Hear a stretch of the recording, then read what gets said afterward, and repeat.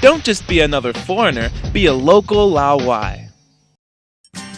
Welcome back to Local Laowai, the show that gives you everything you need to know for a smooth transition to life in China.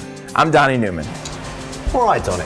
I've learned quite a lot from these last few episodes on food, but I'm going to be straight with you. My boss has made it up to me to organise an entire formal banquet for a client company of ours. Dude, I'm super stressed. Well, in that case, I should refer you to episodes 1 through 4 of Local Laowai. Of course, I've seen those episodes. That Donny character, such a moron. I don't want to be a moron, Donny. You never covered what happens if you're the host. How do you go about ordering food? Okay, that's a valid point.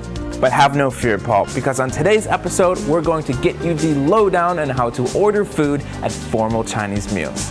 Yes! Let's go.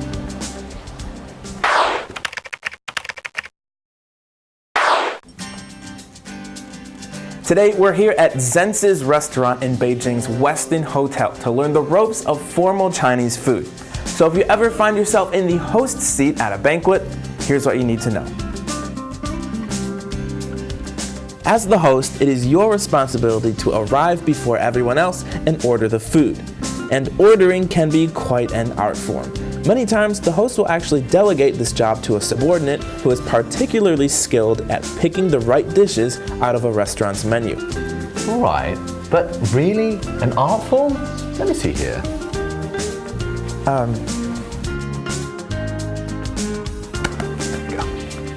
It may seem simple enough at first, but taking into consideration the preferences of a dozen or so people can be a little bit complicated. Do your guests eat spicy food? Or are there any vegetarians? But what if you have religious diets to consider? Or a mix of all of these? Macaroni and cheese it is then. Wait, vegan mac and cheese. Well, that's settled. When do we drink baijiu? Not so fast. Although a big plate of bright orange comfort food is delicious, that's not going to cut it at a Chinese banquet. And here's why. Next up, we have fragrance or smell.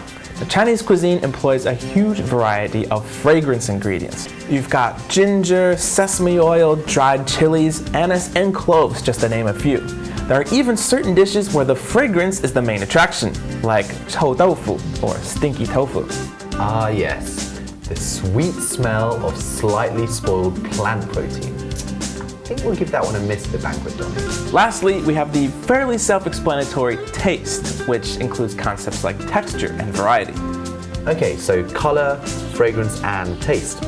Got it. Yuan, scratch the easy Mac. Right, let's order some stir fries. One sweet, one savory, one without meat. Thanks so much, Donny. Let's have a baijiu toast. Actually, before you open that bottle, there's more you need to know. More?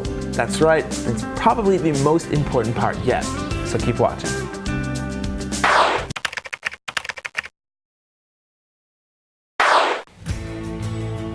Chinese food, besides being grouped by a particular dish's region of origin, is also classified in terms of its role in the meal. And at a formal banquet, you're going to want each of these categories represented on your table.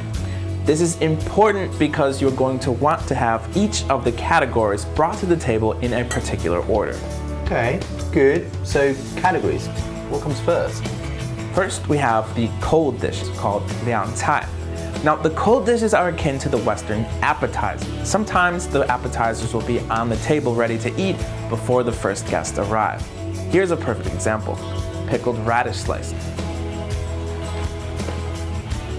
Next, after all the guests have arrived and had a chance to eat some of the cold dishes, the hot dishes, or 热菜, will start arriving at the table one by one. Usually starting with some stir-fried dishes and then moving on to some steamed fish and other goodies. Up next, we have the soup. Now, the soup will be brought out either in the middle of all the hot dishes or at the end, depending on the restaurant. But either way, soup is a must-have at a formal banquet. Now, after all the other dishes have been served, then comes out the carbs, or rice. Wait a minute, the rice comes last? Now that can't be right. Every Chinese meal I've had, the rice is always eaten on the side. Even though rice plays an integral role in most Chinese meals, it's considered more of a filler at a banquet.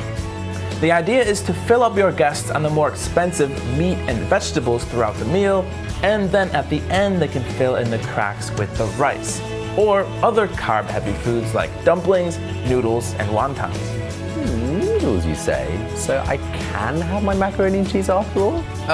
Actually, something tells me you might be better off skipping that and going right to the fruit plate. Donny, I'm not seeing any mac and cheese on this menu. Oh, this is gonna be a disaster. No one's gonna drink baijiu with me now. Paul, here, have a tomato, relax. We'll see you next time. Tune in next time for our review of Chinese tea and food culture. In the meantime, be sure to keep sending in your questions at Local Laowai at bon.tv. I'm Donny Newman, and we'll see you next time.